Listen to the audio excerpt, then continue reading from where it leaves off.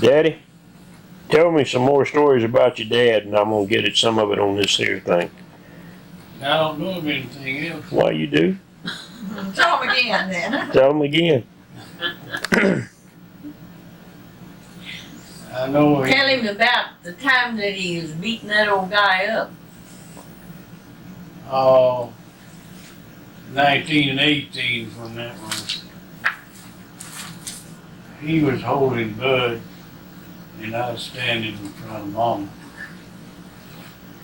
And Ed McMillan, he went, we was all up there at the depot, when they were out and them, that bus was going to Houston or wherever they went, I think Houston. And Ed McMillan run up there and kicked Papa. He said, I've been wanting to kick you for a long time, and he said, I'm gonna kick you. And Papa said, hold the baby, hold the baby. And Mama taking the baby, and I grabbed her around the leg, I guess, and just hold on to her. And Ed McMillan run, and Papa caught him around the north side of the old depot. There used to be a depot up there. And he was up on a platform about that high, I guess. And whenever he caught him, he knocked him off there, and he got down there and was whipping him, beating him. And somebody pulled him off. I don't know if it was logs or who it was, but anyhow, they pulled him off. And he said, I guess I'd have been there the next morning to beat him. He probably would have too. Did he like to fight? Yeah. Well, I imagine it made him mad when that old guy kicked him. There was two guys coming from Ardmore, and they went in the drugstore, and he was standing there close. And he said, howdy. And them guys didn't pay no attention to him. And the hats, Bryce Richardson is the one told me about it, but I knew about it before that. Somebody else told me, I guess. But he said, Papa said, by God, I said, howdy. He said, people speak to one another around here. And he whipped them two guys there in front of the Rollins' drugstore. How come you? Well, he is probably about that drunk. Yeah. He didn't drink, did he? Yeah, he drank. Just mostly on the weekend, I think, on Saturday, but he, Oh, he didn't tell you that he was drinking. one time I remember,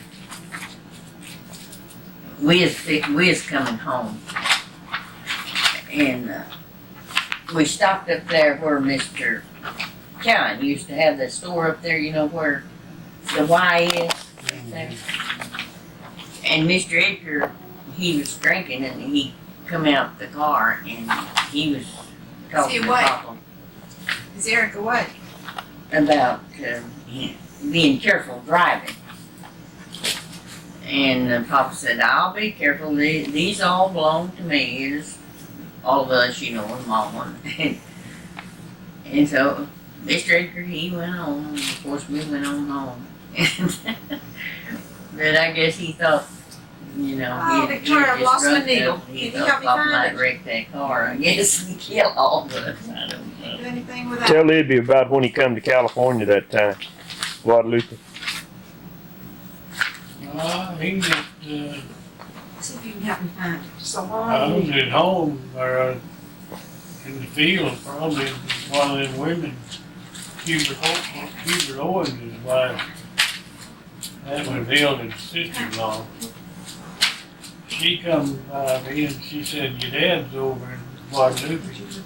I said, no, he's not over there. And she said, well, he said he was your dad. And I said, well, maybe he is over there then. And I went over there and went to that grocery store. I went to over that thing. We traded there. What was that guy? Before I got to ask him, he said, your dad's looking for you. And I said, I didn't think he was. I said, somebody told me that, but I said, I didn't think he was out here. He said, well, there's his suitcase right over there. I said, Well, he didn't have a suitcase when I knew him. And I decided he was out there. He'd come out there with Joe Isbell over to Bakersfield or somewhere. And he got over there. I don't know how he got over there. But anyhow, I walked out on the street. I looked up and down the street, and it was about like Kingston. Little place, Guadalupe, a little bigger maybe. And I saw him come out of the Mexican's restaurant over there. It was about, 50 yards down the street. And I wondered where I got him. And I asked him, how did you know you was going to find me out here? And he said, well, he said, I thought maybe I could find you. And it's just accident. If it'd been Santa Maria or something like that, just 8 miles over there, well, I probably would never seen him. Probably would. I don't know how.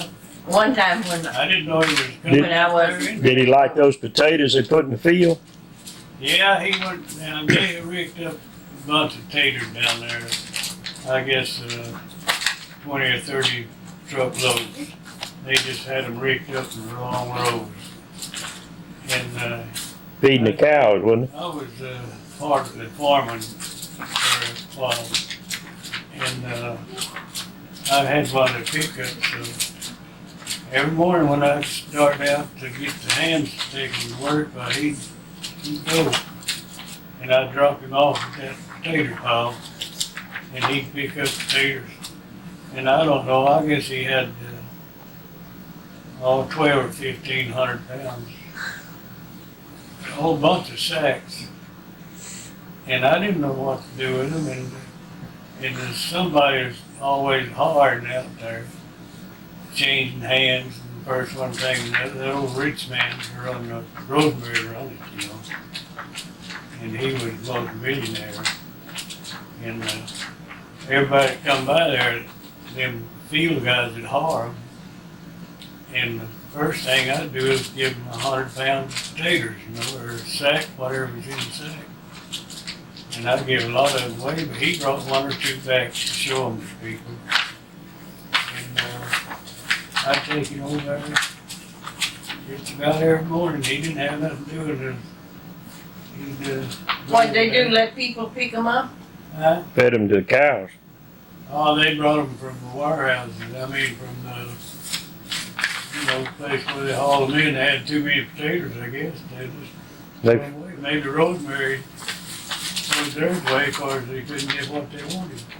They fenced those sugar beet fields and put them out in there and turned the cows in there. They plowed up about 80 acres of Cabbage or something. cabbage, yeah. Of course, they couldn't get the price they wanted for them, and wasn't nothing but cabbage heads all over that field. They plowed them up. How long did he stay out there? I don't know, he stayed about 10 days, I guess. Didn't he come back when Johnny and them come? Didn't he come with them? Well, he come out there then too, but that's a different time. Yeah, but he come when that old guy brought Johnny and Dale. Yeah, But he didn't stay, but no, I just stayed an hour or two. yeah. I don't know if I saw him that time, I think he did. One time when I was a kid, I think y'all lived down on Rocky Hill. Mr. Edgar come by there and it was as cold as it could be. It was in the night.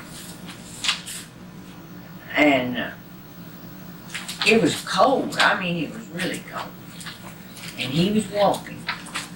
Well, he come in the house and we had a fire, of course, and he was warming. And some of the kids was a coughing. I don't remember which ones. They went to bed and they was coughing. And Mr. Edgar said, get you a bucket of water and set it on that stove, and it'll stop them from coughing. From talking. Coffee. And he said, oh, Mom, she put a bucket of water on the stove. All right. I guess it, it kept it from being so dry in there. Maybe, that water steaming or something. I don't know. But that's what he said, told her to do, and that's what she did. And that's what they do with vaporizers nowadays, so. Yeah. Never heard that. I never heard that. Well, that's what he said.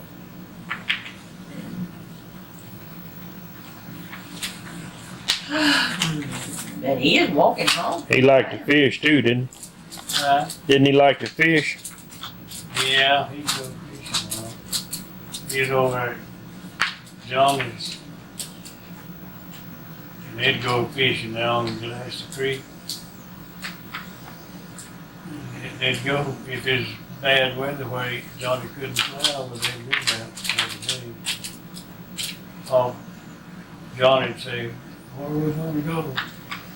And he said, oh, down there where we was yesterday. And they wouldn't catch nothing that day, but they'd, I'll go back down there. Tell Libby about that time you woke up that morning early. When you woke up early that time, he'd run around the back porch or something. Ask him if he just now got up. Oh, yeah. That was down there. He'd get up early. And we used to come down there. We used to come from California down there. And I heard him when he got up and I went around there today. I said, what'd you do, sleep late? He said, didn't know he was up. I just got up, we got to run around there.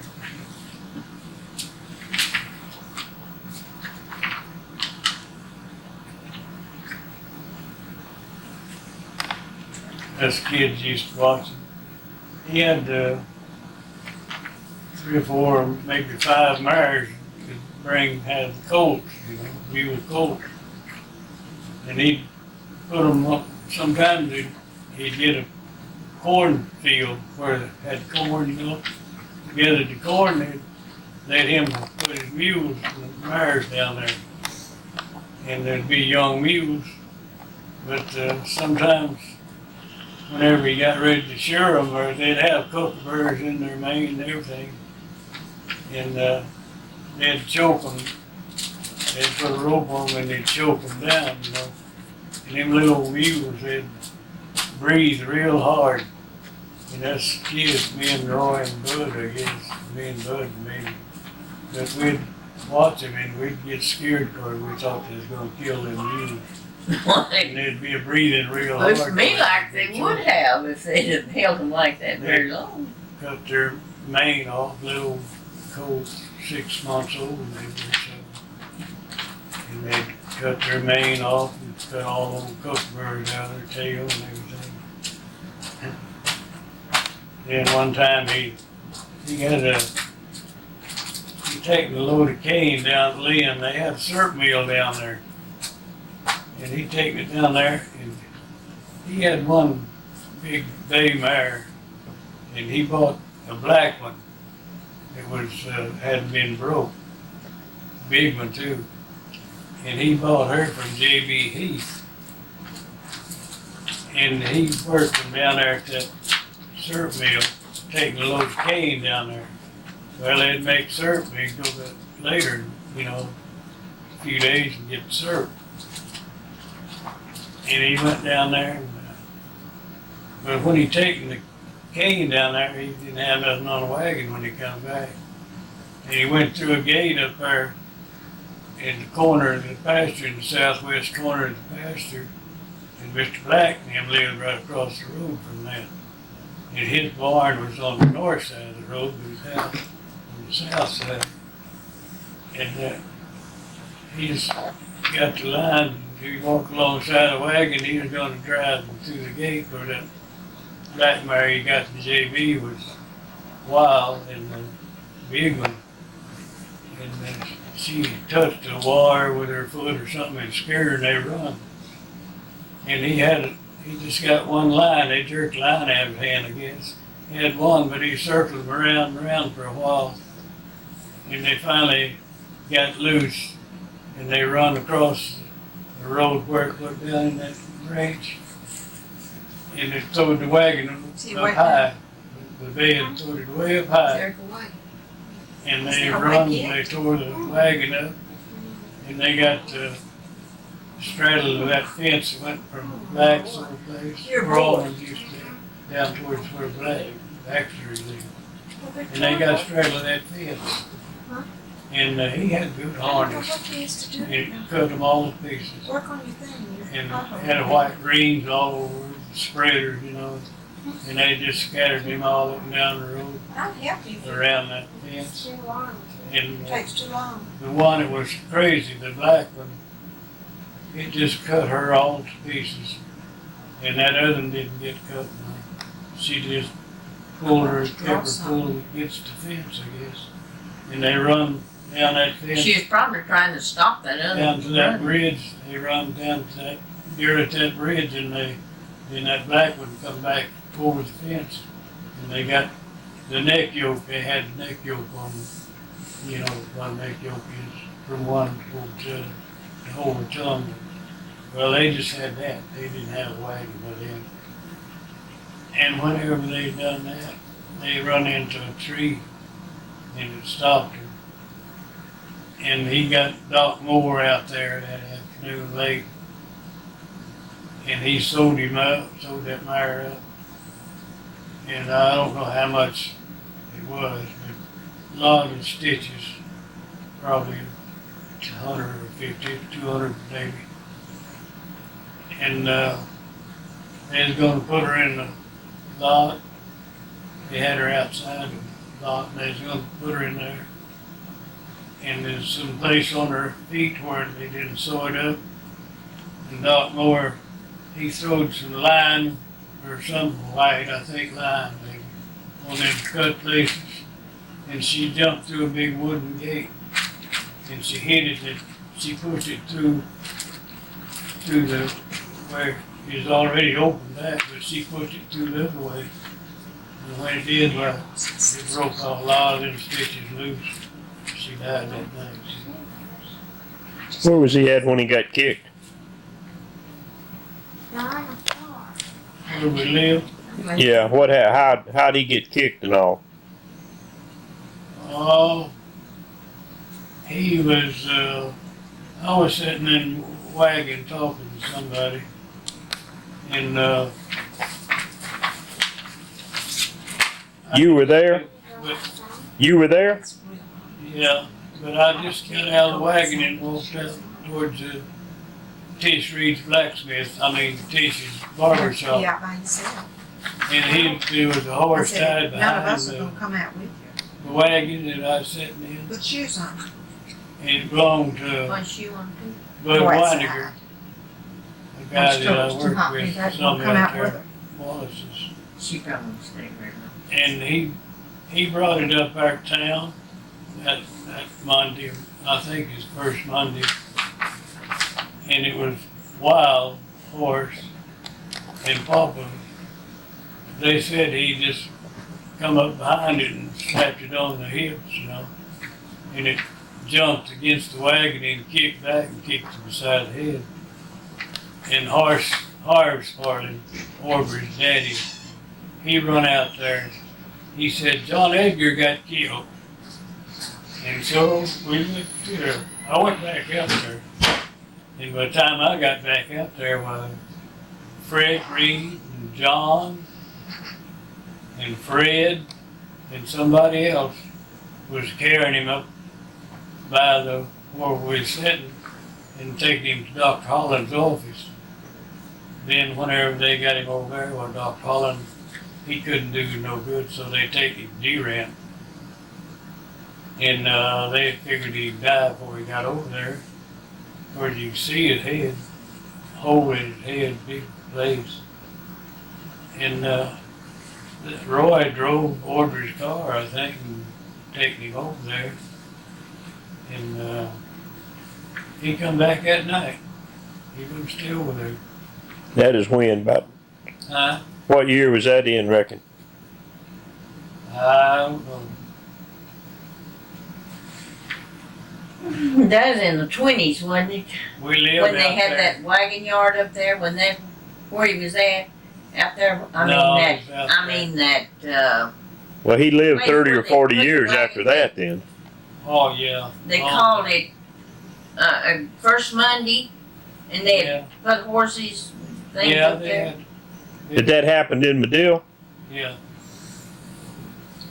Across the street north of Woody's Ford garage. There used to be a vacant lot there, parking It lot or was a something. big place there. There And wasn't no people would buildings take or anything. horses and mules and things up there And it used to and be opening swap through them there. and You go sell out them. on the square through that corner there and sell. Did he come home from Durant that night? Yeah, they brought him back. Did they sew his head up or what'd they do? Yeah, they done what they could. But he always wore that handkerchief over that eye, pretty much, didn't he? Yeah. Did it knock out his eye? Huh? Did it knock out his eye? No. You can see his brain up there.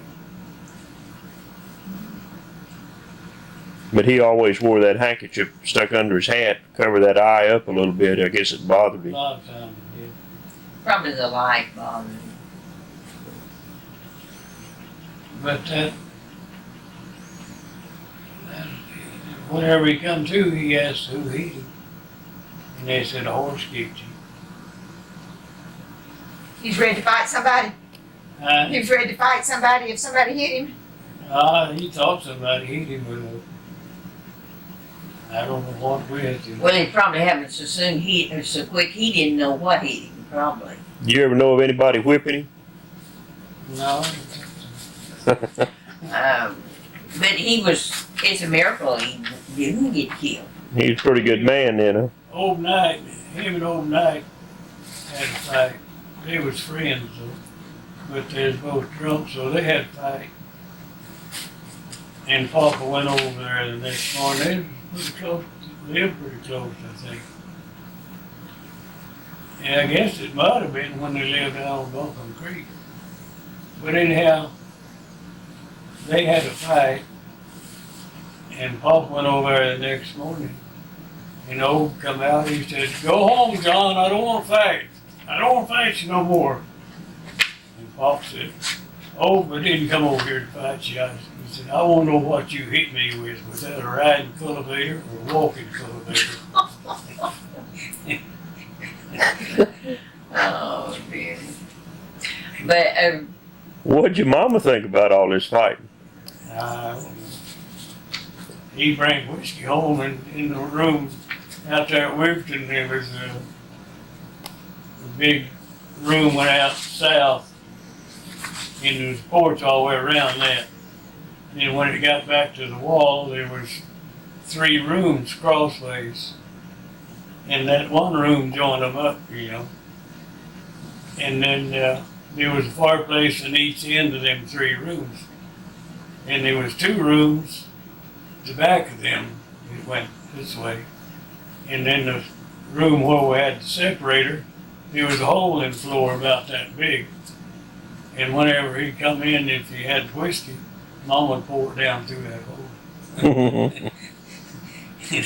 Sometimes he'd go to the barn, and if he come in drunk, them horses and mules, they'd all run to the backside of the lot. And if he wasn't drunk, he went in the barn, he'd go in there to hide his pint of whiskey or whatever he had. And they'd follow him in the barn. But they knew whenever he's drunk, and they'd run to the backside of the pasture. I mean, to the lot.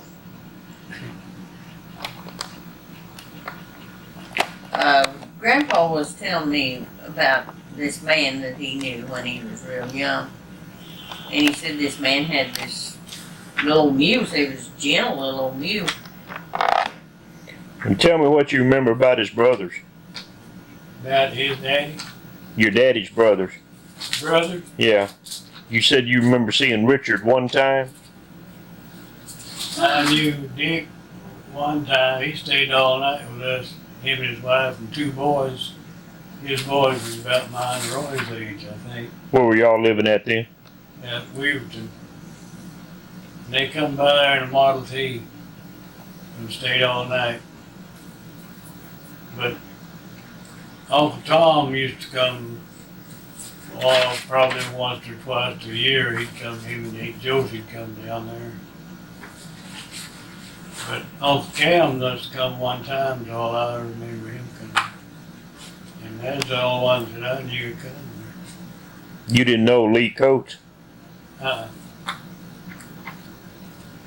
No, I didn't know him. Do you remember seeing any of his sisters? I don't know if Emmeline was his sister or not. I think so. If it was, I probably saw her, 'cause we went to Vernon, Texas, I think. He had one lived over there. But one of them married a Campbell, and they lived in Davidson, right behind old Tom's house.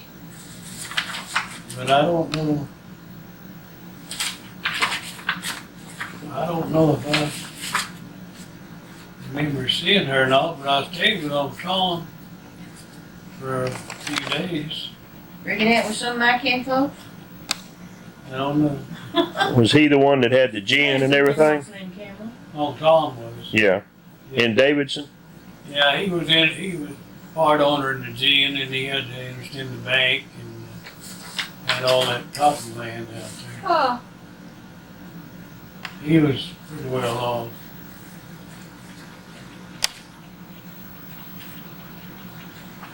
I guess he saved his money. None of the rest of them did that you know of? Yeah. Well, then, if you had $1, though, you had $1. Now, if you got $1, you got about 25 or 30 cents. Land, he had a lot of And you get your land paying out all the there. taxes. I don't know if you Cotton even got that country. much left. Joined Davidson on the north side there. It went, had about 6 There wasn't no places tax in there. then, except on the And he land. gave his wife Maybe one place cattle. before he died. No tax. He didn't have any children? Oh, Tom didn't, that I know anything about. Oh, boy, Eric is really sleeping. Yeah, I I'm just don't know thinking how I better long wake him him and up Josie because been he's married. gonna, Must have been married a long time. I'm afraid he's not gonna sleep tonight if I know. he may stay up all night tonight. Uncle Cam was kind of a funny guy. How you mean? Oh, he always laughing about something. He liked to fight too? No, I don't think. I never did know him that well. Grandpa the only one that did? Yeah, the little one I knew of. Well, you wasn't around the others enough to know, was you? Not very much. I was around Uncle Tom and Uncle Cam. When they was young, though, they might have fought. A lot of people did then. They'd go to dances or something and get into fights.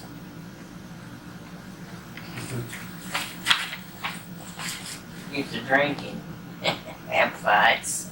We was up there one time.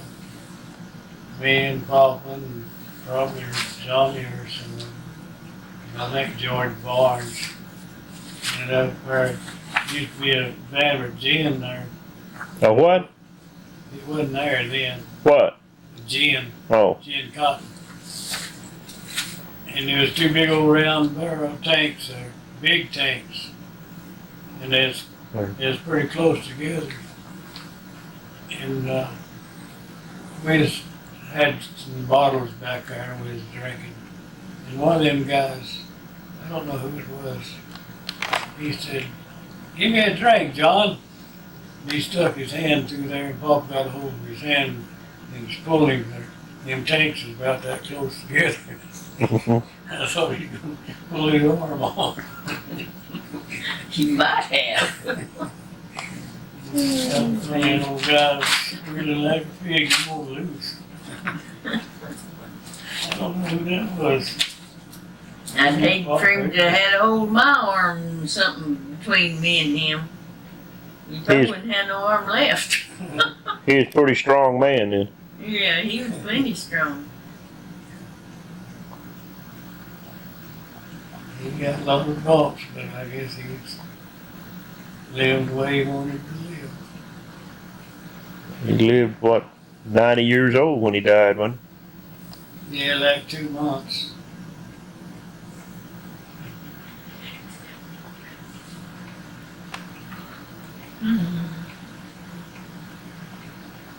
Johnny's the oldest Edgar that I remember anything about.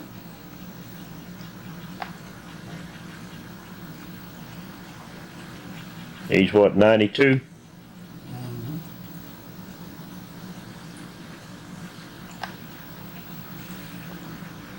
stories.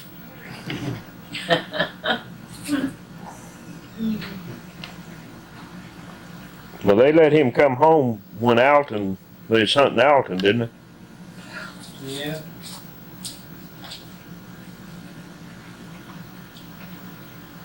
Yeah.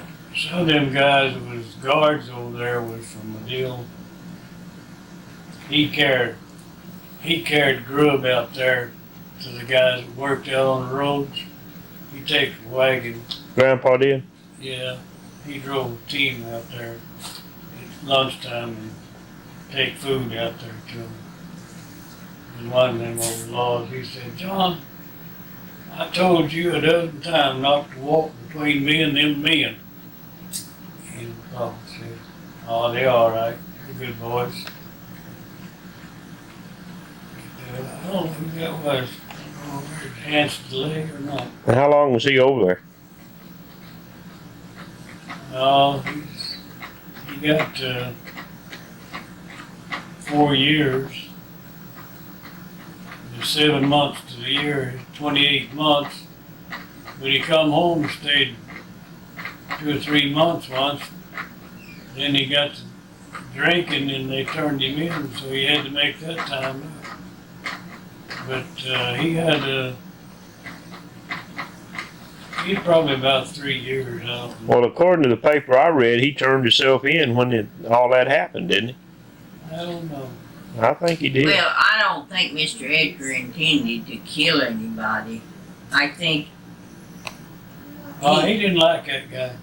He What? used to be a gang I think that guy just provoked him and he was just mad. He even thought of such a thing as killing him. I think he probably. Well, what were they draining that pond for, or that whatever? They drained it. Why? I don't know. It was Hi it just mud there. all You've been across asleep a long time. And Do they you feel dug better? a long ditch over on the Is that what you got? southwest corner, Oh, southeast corner. They dug a ditch across there from out in the my goodness, mud, you just Hmm. sleeping There. in the sleeping. so what water was in it could drain out. And they had a pretty wide ditch there. And that old, they had fish and some sacks hanging along in that water. It was running through that ditch. They dug. And that Evans, Bill Evans, he come down there, him and his son-in-law, they was all dressed up and everything. And they had, they was getting fish out of sacks, you know, picking out the fish for them, you know.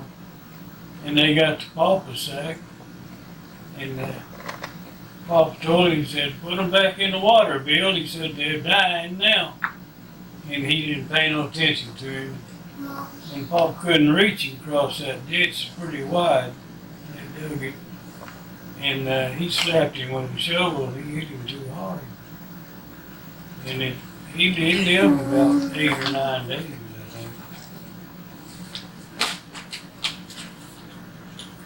think. Was Uncle Lee He and didn't intend to kill him, though. was Uncle Lee living over there then?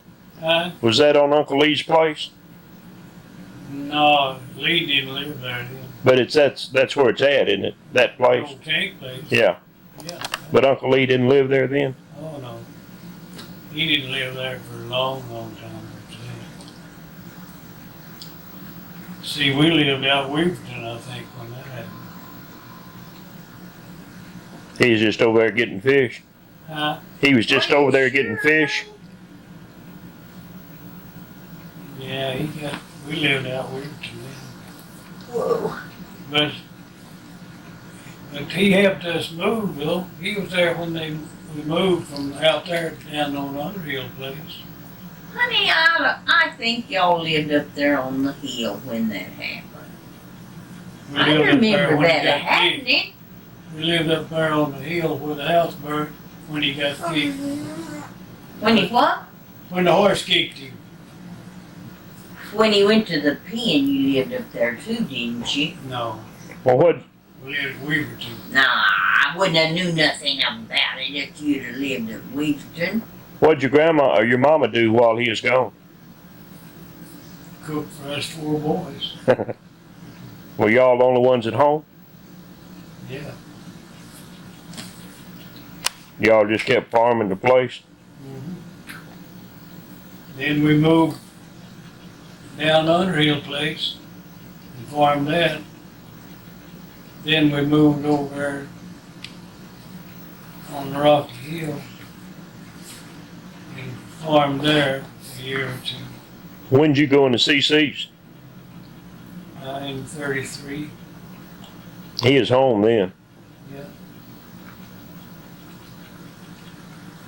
How long did you stay there? How long did I stay? Yeah. I stayed 13 months and 9 days. Make any money? Yeah. They sent $25 home every time, every month. And Was they that give me before you $5. married? Yeah. Then they didn't use it. I had the money when I got out. Your folks kept it for you? Yeah. Papa got a hold of one check, Maybe it drives outside playing with cats. but he gave me a mare and a colt whenever when I got out. Jack put his shoes. Y'all built that park or whatever it was over at Sulphur? Yeah. Well, it was there, but we cleaned it all up and put the trees out and everything.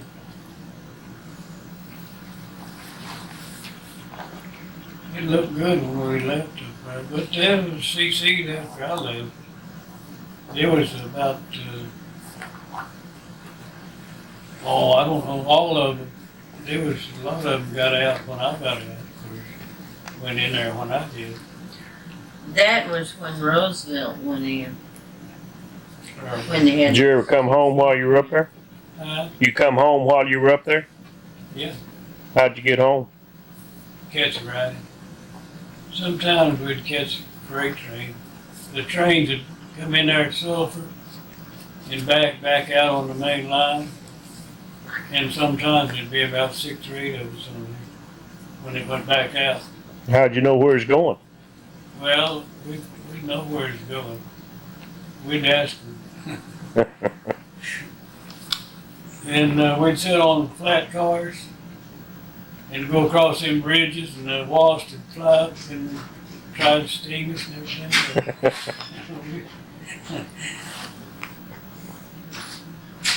A great life. Well, it's better than farming, wasn't it? Or was it? Yeah. Well, that's the reason. You know, What? Daddy was an engineer for the state park. Huh? Daddy was an engineer for the CC's at the state park up there Oh, yeah. when he had just gotten out of college Mm-hmm. and was in the CC's. Well, I'll say. Well, why did you go to California? Huh? Why did you go to California? Why did I go? Yeah. I don't know. I had a crop then. Mr. Rainwater come up there. They moved up there. Went out there with who? Ez or Joe Isbell? Huh? Did you go with Joe Isbell the first time you went? No. I went with J.B. Pruitt. J.B. and his wife and kid and Clayton Riddles and his wife. And I think they had a little girl then. Went to San Francisco? No, I went to Oakland. And whenever we got to Oakland, I'd already wrote to a guy that lived pretty close to me when we lived on the 80. He lived down the road that the blacks lived on, Mm-hmm. and up a little ways, back toward town a little ways. And I wrote to him, and he said he had me a job and I could stay there. In the shipyard? No, it was in an iron foundry. They made iron, Mm. some kind of patterns, iron. But I went out there with them, and I didn't know that Emory boy as well as Riddles did, because they was all from Arkansas, and they knew each other real well. They run together, and I never did run none with that Emery boy. What was his name? Daryl Emery. I knew him, but I never did run around with him or anything. And he married some girl from Arkansas. Emma and Hopkins. they was good friends to Riddleses. Well, whenever we got out there, Daryl, he told Clayton and JB and their wives, and he told them, he said, well, he said, I promised Ted a place to stay, but he said, I can't handle all of you. And JB and all of them come back. They started back that day, that evening. And I stayed all night with him. And old Clifford Payne, he was out there in Oakland. And he knew Daryl. And that morning they come, him and his wife, and I think the little old boy. Anyhow, him and his wife, anyway, they come to Daryl's, and they wanted me to go to San Francisco with them. And I said, okay. Daryl, he didn't want me to go to work that night, the first night I was there. He was off that night. And he said, I'll go back to work tomorrow night. And he said, I'll take you over there and I'll show you what you're supposed to do and everything. And he said, I'll take you tomorrow night. Well, that morning, that Payne guy, him and his wife, I knew him all my life, I guess, or him anyway, and his daddy. They come over there and wanted me to go to San Francisco with them. And I said, okay. And we called electric train across there, across the bridge on Frisco. And we was walking down the street, and I said, there goes Jesse Adams.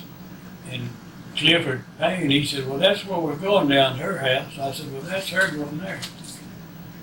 And he said, I didn't know you knew her. And I said, well, I knew her ever since I can remember. And whenever they got ready to go back to Oakland, they asked me, was I ready? And I said, yeah. And Jessie Adams, she said, Jim will take you over there a while.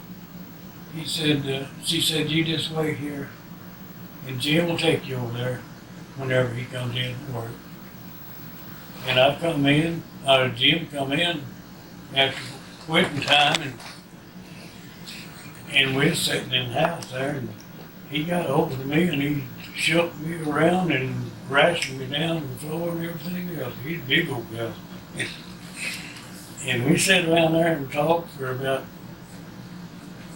7 or 8 o'clock, I imagine. And I just said you'd take me back over Daryl Emery's. And he said, I ain't gonna take you over there. He said, I don't like that son of a bitch. He said, you're gonna stay here with us. So we went over. Those kids. We went over Daryl that night. Jim took me over and I got my clothes and went back to his house. 6 and 7. And I stayed there 5 weeks for golfing out there. And you got a job in the shipyard right away? Huh? You got a job in the shipyard right away? Yeah. Next day. That was during the war. Yeah. I forgot who took me to get a job. Maybe Rice, maybe, I don't know. Aaron. Richard. What? But Yeah. Want to play this? I forgot who took me over there. It's old Richmond, the old Richmond to sign up. Yeah. Here's you a monkey and here's me a monkey. Well, you rode that ferry all the time anyhow, didn't you? Huh? You rode the ferry across there, didn't you? Yes. Yeah. Well, I rode it a lot of You got a times. bunch. Sometimes I ride the boat, And go you see across the how bay and on the many boat. monkeys you can get. There was a boat went over there. You could ride over there for 15 cents or so. And sometimes we'd go on the boat after I got used to going, know where it was at and everything. Well, You don't just pick I'd them go up on the and boat. put them. You do this. Now, how long did you work in shipyard? About 5 years. Where's that ship that used to be on the wall in there? Now, Where's that ship that used to be on the wall in there? it's in there somewhere. It's still up. Let's play store. Built Liberty ships? Yeah, You want to play store?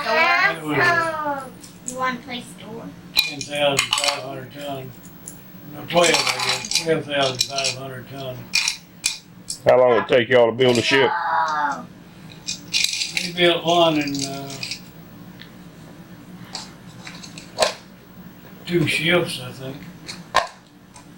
But there was 1,400 welders on it, besides all the ship fitters and everything. You didn't weld though, did you?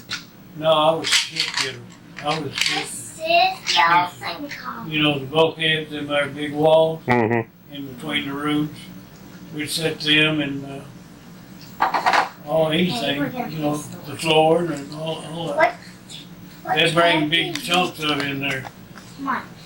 Big, Take one of the they'd bring a deck house in there and set it down and put a chalk mark on it, 6-inch mark, like that wall. It'd be bowed out or something. Mm-hmm. It'd be all the way across the boat, 60 foot or whatever.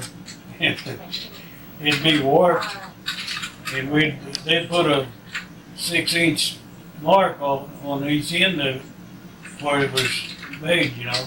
It'd be welded there. The ends of it would be. And they'd put a straight mark across there, and that's where we had to put that wall within 6 inches of that mark. And I've done a lot of that. A lot of it. And there was one place down in there that they'd get me to go down there and do every time that one of my friends got burnt. He was making me a ranch with a cutting. He was a burner. And he was making me a ranch one time, and we was finishing up the boat, and there was 2 or 3 of the guys on my gang that I worked on. They was there waiting. If them welders needed anything down in there, like knocking something that's welded on, a clamp or something, then I'd have to go down there, or some of them would go down there and knock it loose. And me and that burner, we was there nearly all night, feeling around on the floor. And that's while one of the guys come up and he said, "I need a burner down there," and that guy said, "Okay." And I said, "I just to go down there with you." I said, "I ain't doing nothing up here." And he said, his name was Darryl. And he said, "I wished I didn't have to go down there." And we was down in the bottom of the ship, over in the ship, down in the bottom of it. And I said, "Well, I'll go up to the restroom while you're there." We had to go out of the boat and go down the side. They had ladders, steps up and down the side, just long step. And I said, "Well, I'll go to the restroom while you're down there." And I got up on top, and they was putting the basket down there with the crane. And I said, "What's going on down there?" He said, "The burner burned up." I said, "No, I just left him." I said, "He's okay." He said, "He's dead." And he went down there, and he went and lit his torch down there, and he had that settling or whatever it is that blows up. Mm-hmm. It was turned on, and it filled a lot of it down in that bottom. It was double bottom. It was about that deep. And the main bottom was down there. Then this high, there was another bottom. And they didn't put nothing in there, and it was just big holes through all that rib and stuff. All around in there, just lines of big holes. You could go through there and work down in there. And I didn't like to work down in there. And I said, "No, ain't nobody burning up down there." I said, "I just left there." I said, "Me and that world have been talking all night of that burner."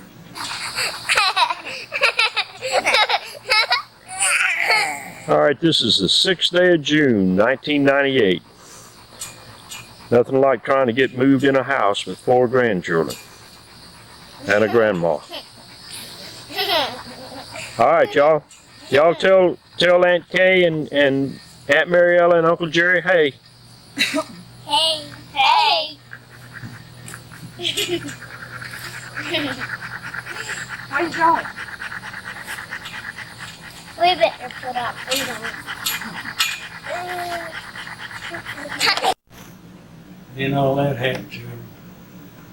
Was he from Medill or was he? No, I didn't know. I don't even know what his last name was, but he worked with us a lot. See, every time I went on a job, I had to have a welder. I used a welder from the time I was on there till I got out. Yeah, I remember you coming home sometimes with your flash or whatever you call it.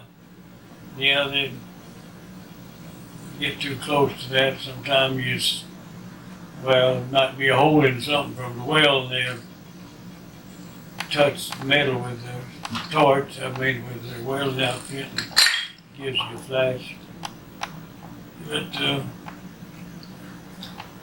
I don't know, there was a big hole in the floor. They put a cap over it all the time. They had that hole there. And there's one narrow room. You could go down in there, but you couldn't stand up down in there. It was a double bottom kind of. Mm-hmm. And you had to crawl through there. And there was a place about a little further than here to that wall over there, back from one of them holes.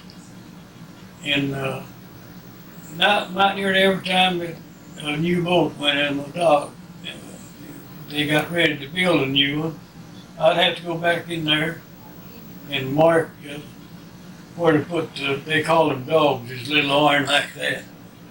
And you would put wedges under it to level it, you know. And I'd go back in there, and the foreman, after that, I told him, I said, I don't want to go down in there no more like that. I said, that guy burned up down there, and I said, I'd like to get burned up too. I said, I started to go down there with him. And I said, I don't want to go down there no more. And he said, well, yeah, you have to go down there. I said, well, I guess I'll just quit. And he said, no, you can't quit. He said, you go down there, it's all right. And I told him, I said, if you'll sit here at this hole till I come out of there, I'll go down there. But I said, if I come up and you're not here, that's it. I said, I ain't going back down there. And he'd stay up, he'd sit there in that hole till I went down there. And I'd take the welder down there, and I'd mark places for him to put them, they called them dogs, little things. And I'd mark 3 or 4 of them, and he'd weld them, and I'd take the wedges down there and drive in. Then I'd mark it where it was level, the wall part. I'd mark it with chalk, and he'd go down there, the welder then, he'd go down there and weld it. Well, whenever he got 4 or 5 little short welds, maybe that long, he'd come up. And I'd go down there and mark some more, you know, fix some more. And that's the way I done that after that guy burned. I didn't want to go down in there anymore. How much money did you make at shipyard? About,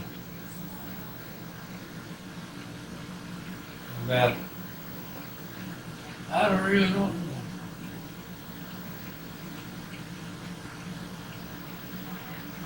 Got $7 or $8 a night, I guess. 8 hours or 12 hours? 8, 3 shifts. So you made about $1 an hour.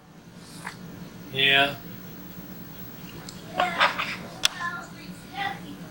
Did you work nights all the time, or did you work different shifts? No, I work nights. Go to work at 12 at night. But I rode with somebody sometimes. Then I'd go on the electric train across over there to Oakland, and then they'd turn out to Richmond. And I'd ride the train week or so. They called and told me she's mama died. Well, we didn't come back then. But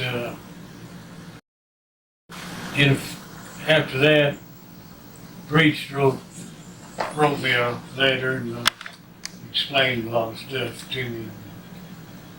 And that all of them went in together and buried her. And he told me how much it was for each one. And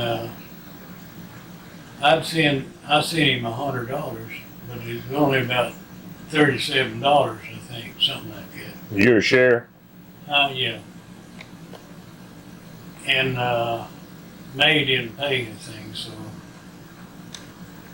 Preach paid out of mine, I guess.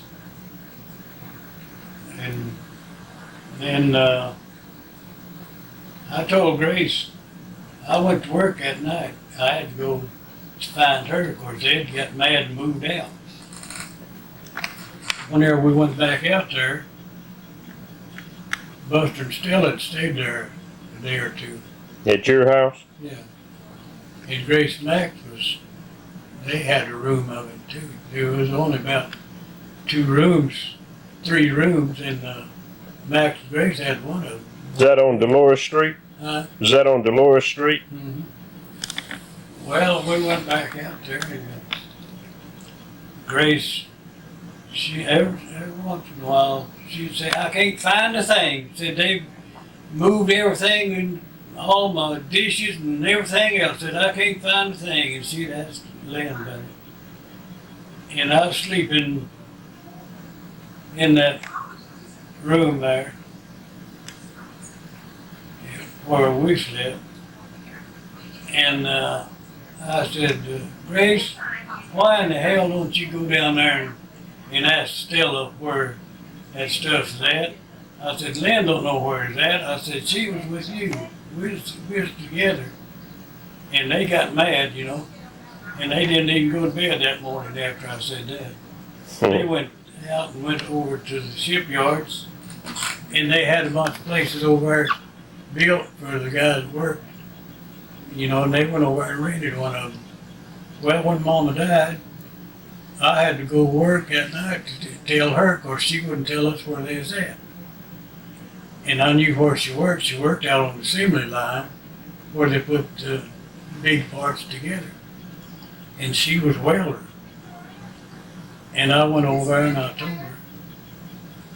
And I said, Preach sent me a list of how much it was and everything. And I said, I think we owe $37 a piece for the funeral expenses and everything. And I said, I sent Preach $100. And she said, well, I'm not going to send him no $100. She said, I'm going to send him what I'm supposed to. I said, well, you don't have to send any of it if you don't want to. And she said, I'll send $37, whatever it was. And I said, well, that's all right. Well, I didn't hear no more about it till I come home and Preach. He said, what did he say there? He said, I owe you some money. I said, how? And he said, well, you sent $100 down here, and it wasn't supposed to be even about $37. And I said, well, y'all kept her here until she died. And I said, I don't think I keep anything. So Grace, she wouldn't speak. She wouldn't even come where I was working on the job. She knew where I was at every night, but she never come around. And Max, he would sometime, but he finally got where he wouldn't come around. He didn't ever come back to see us or anything. And Grace, she said, well, Audrey told me, well, we was down here, and I don't know who we come with, probably Jim or someone, I don't know who we come through with. But anyhow, we was going to Ardmore one day, and Preach said something about some money, and I said, he said May didn't pay anything. And he said, if you don't care, if you want to, well, you can pay part of hers. And he said, I'll pay half of it and you pay half of it. And I said, no, I'll just pay all of it. And he said, oh, you wouldn't do that. So he tried to give me some money and I wouldn't take it because she stayed over there with them, you know, all the time she's in bed and it wasn't easy to take care of her, you know. So Grace, she got so mad about it. She said, I'm not going to send no $100. I'll send what I'm supposed to. And I guess I made her mad. I told her, I said, well, if I was you, I wouldn't send any. You just forget it. I said, I sent her $100 to order it, and I said, that's at least the thing we could do. She said, well, I'm not going to send no $100. Down here and back. And whenever we got back, I didn't have $1. I think I had about 70 cents. And whenever we was going into San Francisco, and I bought a beer with it, and I drank it. And we went down there. Let's see. Yeah, we went back to the house. That's when Grace got mad before she couldn't find it. And I had some money in that bank out there. I forgot what the name of that bank was. Probably either Security or First National or Bank of America. No, it was something else, Wells Fargo. maybe. But anyhow, I didn't have no money enough to get anything till the little store opened up a block down the street there. Lynn worked down there. Mm-hmm. And she went down there and got some stuff for their breakfast. Then I guess she might have given me a check, but I don't know. Anyhow, I got something to give for y'all to eat. And Grace said, I don't think Dad had any money at all when we got back. I don't think he had any in the bank or anything. And I said, well, I spent quite a bit on the trip, you know. And that didn't suit her very good. But Papa and them did like Max, and I always did say that he wouldn't have enough friends to bury him without somebody talking about him. But I never did know of him having very many friends. He had Red Allsup and Lawrence Morgan. There's two of them in town that he liked. That run after him a little bit. Was they Ku Klux too? I don't know. Well, he wasn't Ku Klux all along. Just while he worked for that outfit he worked for. The what? He was a Ku Klux. Oh, he what? Max was? Yeah. So when I was about 12 years old, they lived at Hilton. And Grace come down there in an old Model T car. And when she got ready to go back home, it was raining. And she wanted me to go, she got Mama to let me go home with her. And I went up there and I stayed 2 weeks. And in the meantime,